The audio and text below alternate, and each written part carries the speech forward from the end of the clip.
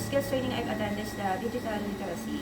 Natutunan namin sa digital literacy is more on basic paggawa ng reports, PowerPoint, Excel, Microsoft Word.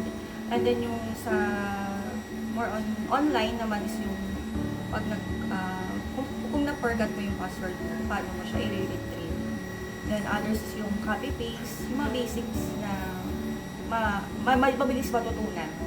Then sa positive outcome naman po nito sa akin, bilang isang PDL, nagkaroon ako ng positive mindset, positive na hope ba na paglaya ko is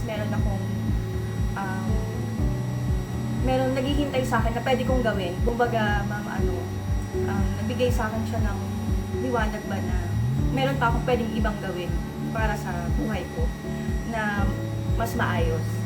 Challenges naman na na-encounter ko during the skills training is yung lack ng resources and then yung slow internet connection. May college kasi kami, mami. Kumbaga, malaking help kasi yung internet and then the resources din kung paano kami makakapag-research.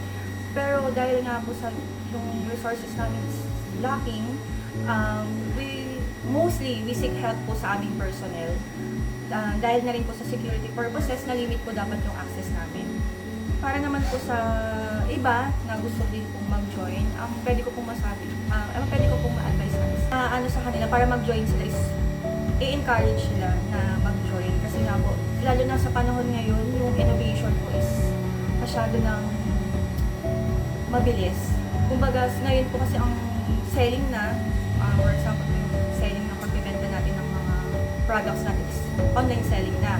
So, kumbaga ma'am, ang purpose din po nito is mas makakatipid. Kumbaga, kung matututunan pa natin ang ating computer, internet, or yung mga bagay na mas makakapagpabilis sa natin sa business, hindi na tayo pwede kahit hindi na tayo pumanap ng pwesto.